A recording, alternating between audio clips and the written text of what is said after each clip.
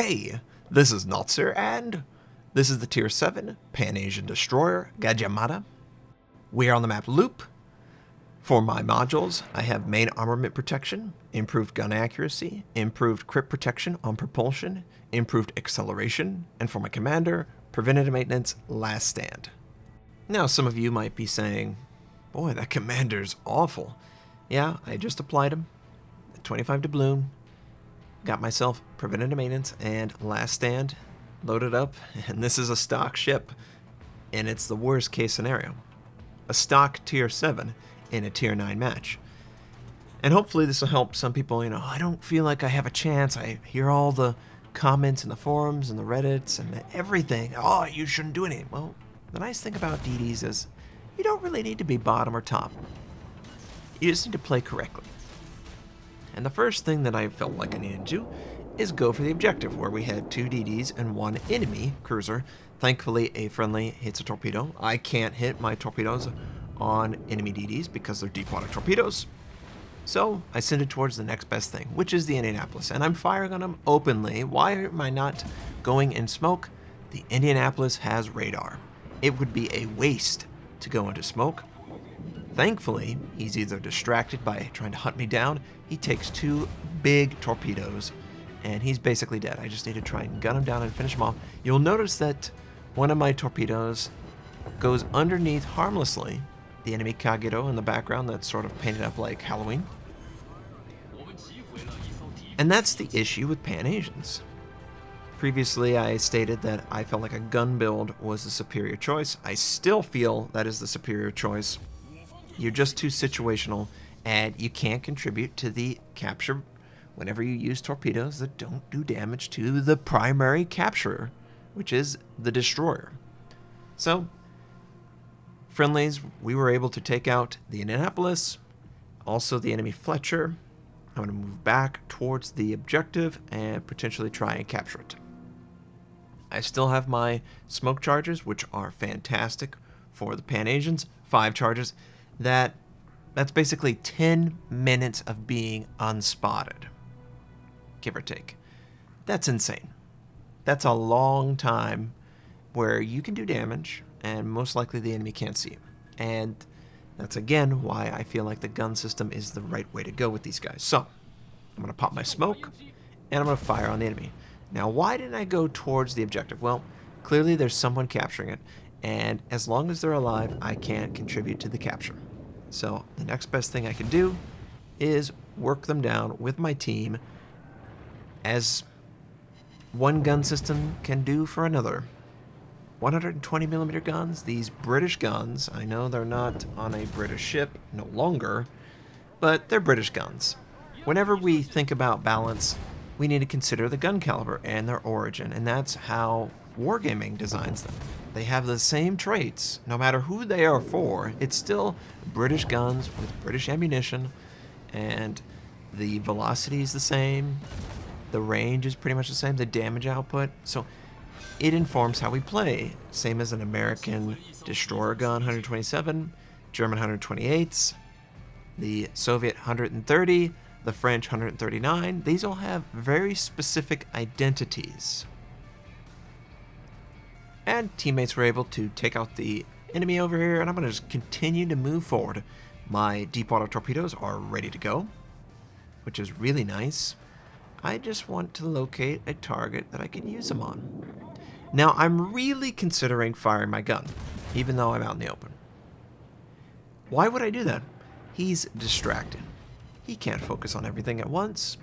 And as long as I have friendlies in the area, I'm pretty comfortable engaging the target. Plus, with Pan-Asians, your smoke is basically coming off a cooldown right when yours ends. And there was a friendly smoke charge over here that I could take advantage of already.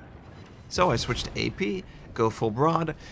You won't get as much out of AP as you would with the Germans, but if they're perfectly broadside, it's going to stick in the ship and you're going to gain a little bit of damage. Now, I do recognize that an enemy DD is going for the friendly aircraft carrier, and as I work my way towards B point, there's also a Friedrich der Grosse. So we've got to make a couple choices. Clearly, the Lexington is actively engaged with the Fletcher. But this Der Grosse is going to be behind the island, and I do have my torpedoes up. So I was just thinking, maybe I could get 2 birds with 1 stone. Well, 2 stones, because 1 stone is torpedoes, the other are gun. Either way, we're going to take out the Friedrich der Grosse with my torpedoes, and I'm going to sail directly towards the enemy DD that is harassing my aircraft carrier. I think that's the right way to go, and I'm going to get right on top of this guy. Remember that the Germans have hydroacoustic, everyone. Theoretically, they should not ever die to deep-water torpedoes. But they would have to read the situation and have it used preemptively. He has no idea I went this way. The last time I was detected was over by A point. And that's a really key skill that you could keep in the back of your head. When was the last time I was detected? Where on the minimap was my last known position to the enemy? Right? Exactly. So he's backing up. He's trying to use the island to minimize the number of targets going to engage him. I send my torpedoes, hoping that he'll stay around that area, and I feel like I've done what I needed to do. Conveniently, the Fletcher is sailing back towards us, but we are on a direct intercept course, and I will use these beautiful 120mm guns, and 2 torpedoes hit, cause a flood, 3rd torpedo hits, and the enemy is dead. He dies to my flood. The enemy DD is not slowing down. For whatever reason, he felt like sailing through his smoke, not benefiting from it at all, was the right way to go. Wrongo. We're just going to kill you off. And we were so close to that double strike. So close. And because the friendly aircraft spotted the torpedoes, it's basically guaranteed that I'm not going to die to them. He sent one towards the enemy. I'm hoping that the Lexington is paying attention. I mean, you would be shocked by how many people are like, torpedoes spotted. No way. I'm just like, oh God, please be careful of torpedoes. Please be careful of torpedoes. You would think you wouldn't have to do that. But you do. You do. For whatever reason, you do. So this game went pretty well. Friendly rams the enemy, or the enemy rams the friendly. Either way, it was a guaranteed win at this point, clearly. And it was just domination. Our hands were all over this, between going towards A point, working on the enemies, coming back, protecting the aircraft carrier, and taking out the enemy battleship. You just gotta be very careful with what you do. If you've got teammates pushing, take advantage, overwhelm them. If you don't play like that. Be cautious, be conservative, be safe. Even the smallest fish can make a difference. And that's basically the point of this whole thing. Stock tier 7 doesn't matter. I played the objective. I went after enemies that were probably overwhelmed by multiple friendlies helping me out, and I sent my torpedoes in the most economical way possible.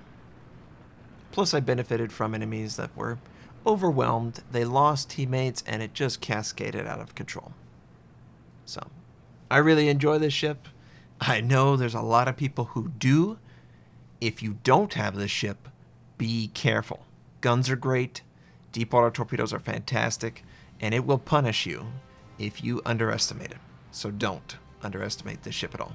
But we did 84,000 damage, 4 kills, and I was really happy with how the game worked out. Friendly Missouri did a great job, and we did 1,800 base XP roughly. Super solid game. No regrets. Felt great.